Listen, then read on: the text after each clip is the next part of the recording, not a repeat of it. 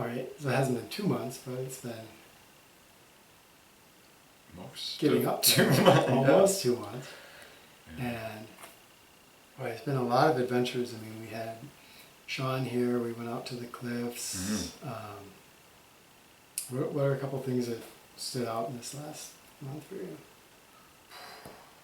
Goodness, last month. When did that start? Or since our last video, I guess. Yeah. That's gonna be tough to remember. When was that? You've been going without time, without days. Let's see. Could we just list some of them off? It's either Sean, there was... Yeah, well Sean was here. What was Sean. that like?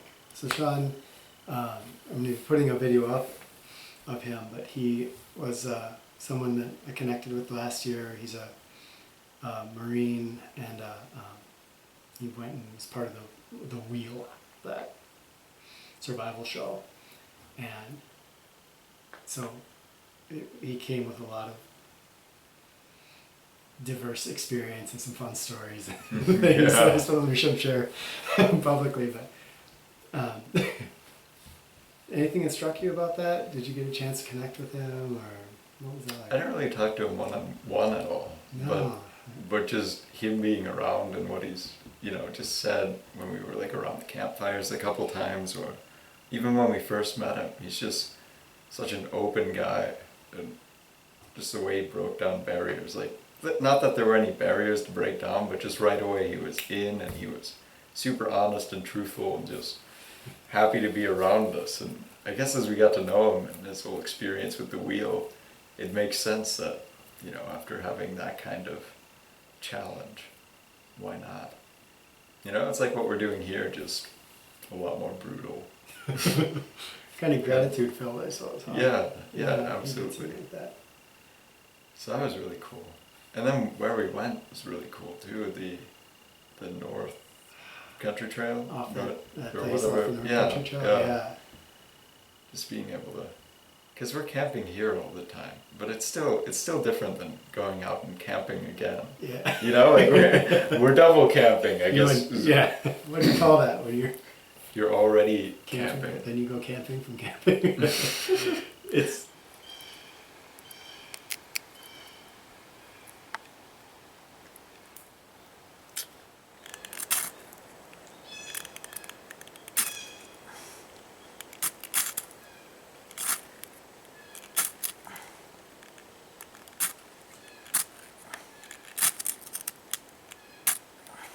Something was going.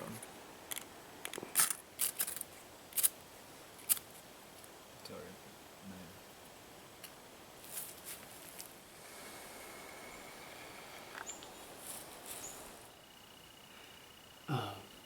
Oh, we learned tracking. We learned a little bit of tracking because that was when Sean was here. Yeah. So we've been doing tracking. Tracking's incredible though. You like it? How it opens up the forest, like you said. Because before I thought we were doing pretty well with not having like big trails going to our camp. Yeah. And they're not as big of trails as like some of the ones that were made before we came here, but there's totally trails around in our camp. Like, darn it. So that whole thing. So seeing the trails that I've made since coming here. Wow. And then all like the little ones, like when the deer really stamped into the hill yesterday when they saw us and ran away, took that turn, or just all that energy that goes into that, even from a deer, which I figured would be much more delicate than us. They still have that ability to make those trails. Yeah. Or some of those bigger, or I guess older trails, like the glaciers you were talking about with the kettles, where it's like tens of thousands of year old trails. Yeah. And still being able to see some of that, or like the trees, the fallen trees and everything. That's all really cool to see. And it's just... I think to me it's just, I always just find how completely ignorant I am every time I go in the woods, because there's so many layers to learn. Yeah. And I mean, you just take tracking and then the layers of it that you're talking about. I mean, it's not just footprints in the ground, it's tracks of that glacier, and you know, you start to read some of the history and study a little bit of the geology, and wow, there's so much. We were trying to figure out some of the scars on the trees, if they were lightning or frost, you know, pops or what created some of those. And Yeah, or something else. yeah, Because they didn't really fall into either. no, they weren't quite right for Which is also something that's happened a lot since coming out here. Nothing seems to fall into its category. nature could be like that. Mm-hmm. What about wild foods? Have you been adding any wild foods? Well, actually, I know one because this morning you showed me. Yeah. It's not quite added, but it's in the process of being added. Okay, so can you tell us a little bit about it? Yeah, I'm trying to make acorn meal, which is acorns, and then you grind them in. You take. Let's see. Start from the very beginning, I guess. You find a tree that is an oak tree in the fall, and the nuts fall off of it. And there's the nuts that are like grubby or not quite developed that the tree drops off, and you have to differentiate between those and the good ones. And it took me a couple tries to figure out which ones the good ones are. And I figured at the beginning that I'd just use them all, you know, to conserve, but that is not the way to go. Just leave the grub, let the grubs be, because it just makes a really gross, really slimy sludge more than a powder. Okay. But I end up finding like what is kind of, you know, the prime acorn, at least for the red oaks around here. Can you just tell on the ground? Yeah, That's pretty good. much. Okay. Some of them are still like a little iffy. I mean, I'm no pro, but there's Wow. definitely a difference once you figure them out. They seem to glow a little bit, like they're healthier. You know, it'd be the same as like an unripe tomato to a nice big ripe tomato. It's sort of that idea. Wow. Where you pick it up. But yeah, so I spent a while harvesting them, and I found a couple different oak trees that really were nice to me. Okay. And Wow. you know, a couple hundred from each of those that were all good. And then I cracked them all open, which takes a while. And I started just using my teeth, but my teeth got sore, so I hit them, broke them open. And then that helped because they'd already be sort of crushed. And then crush them in the mortar and pestle and let them dry. And they have almost an olivey smell right at the beginning. Like when they're crushed, Okay. they smell olivey, which is weird. And green olives or black olives? Like like olives, like ones that aren't in cans. Oh, okay. Like fresh olives or Yeah. whatever. They have that sort of a smell. Really? Which was Okay. neat, yeah. Thought it was going a little Greek there for a second. But then, so we had a fire and I tried drying them over that, but I think it was a little too quick, and it also got really dark. Okay. So I dried the rest of them in the sun, and that seemed to work a little better.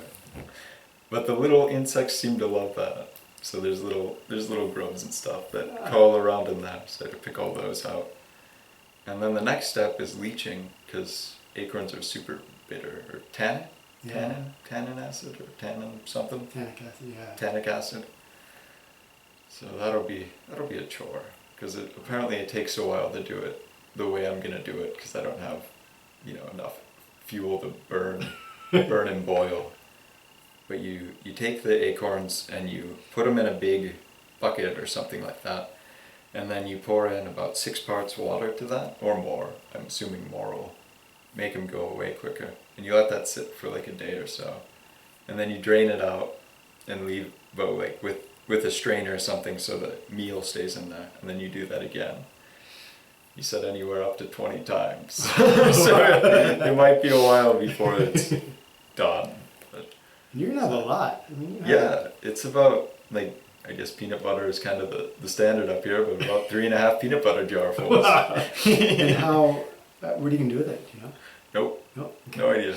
Some sort of floury thing. Flatbread. I guess, or yeah, flatbread or tortillas or something. Okay. some biscuits, yeah, breads. But never used it before.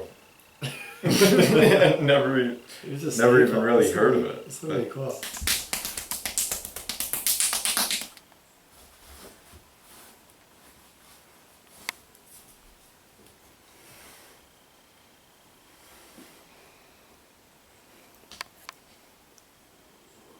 Nice. You can do press ups there too if you want.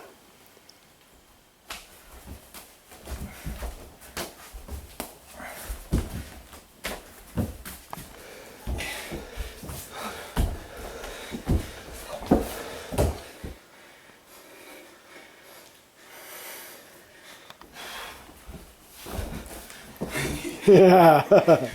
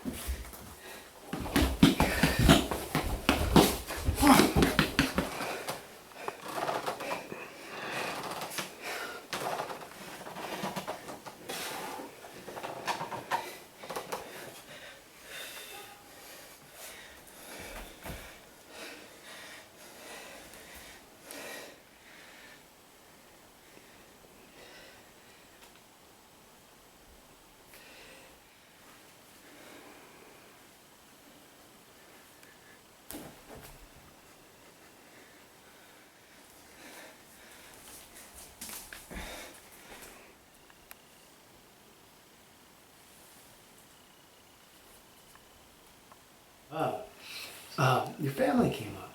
Yeah. What was that like? That was amazing. Was it? Like a thank you. it was so good that they were here. Wow. Yeah. And it was cool that you were saying it's not quite been 2 months, but that was like a really good halfway point too. Just to see them again, and I'm glad I haven't changed too much. Like I can still relate to my family, which is cool. You know, I was kind of worried that I'd be, you know, too far gone or whatever, but I'm not. At least not yet. That's awesome. Yeah, being able to see him like this whole time.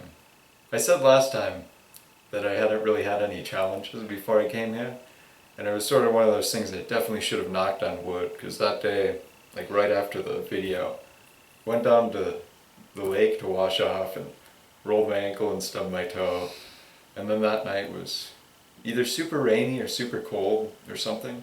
I don't know. There was something with that night. Then I woke up and was like, gosh, I miss my family. Oh, and man.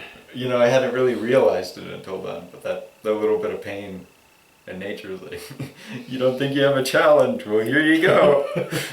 So I got my little dose of nature and big dose of humbling humility. And then, you know, ever since then, I've really, really started to miss them and to think about them. And yeah, to have them come up was super cool. And I mean, there's so much I could have told them, but it was tough to tell them everything. You know, as far as like what I wanted to show them that I've been learning and stuff, but just being able to be with them was really cool. That was absolutely the main point. Yeah. So that, and then that's a good, a good start for the second half. You took them down to the lake. Yeah, same lake. Your little sister.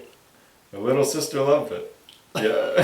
She's super gung-ho. Huh? Mm-hmm. I heard she led the way. She didn't know the way, but she led the way. She did not know the way at all, and I kept trying to, Rachel, let me go ahead. But she found it. Like she'd stop at the intersections and she'd always point to the right one. And I was like, okay. Wow. Okay.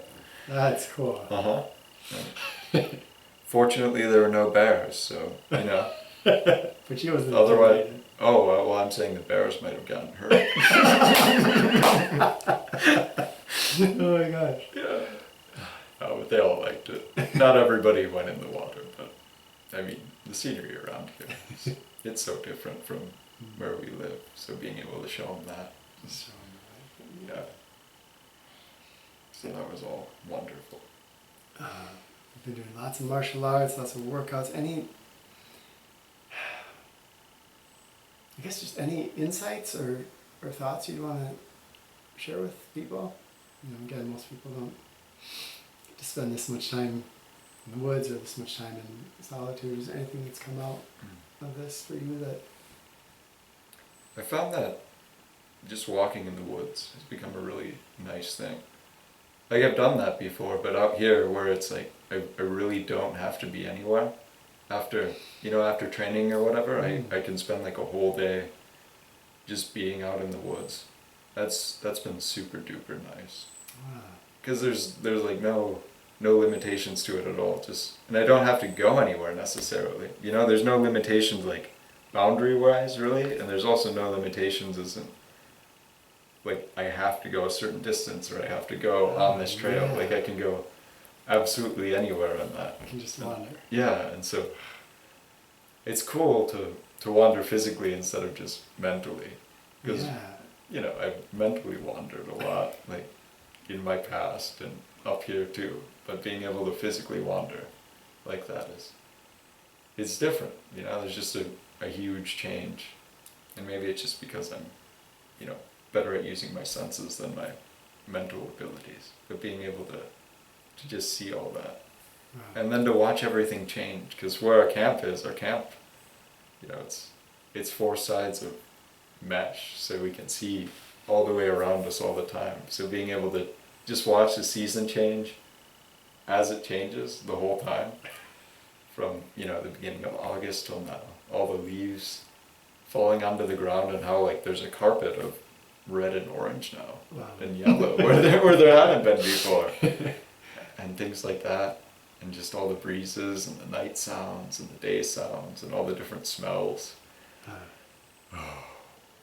It's been good.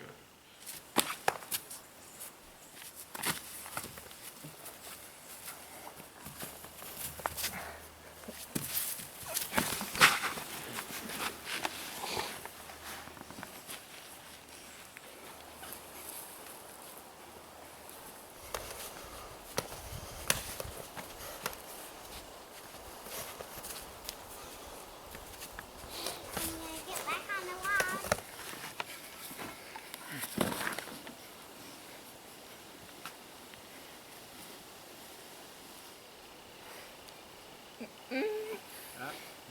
Like that?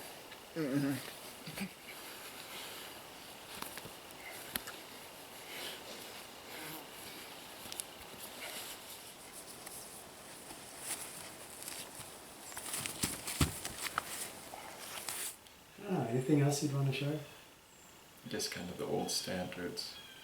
If you ever get a chance to go walk around in nature, definitely do it. Being able to cook on an open fire is the best tasting thing. Like there's no comparison to it. Even though I'm a bad cook, it's still delicious in just such a different way.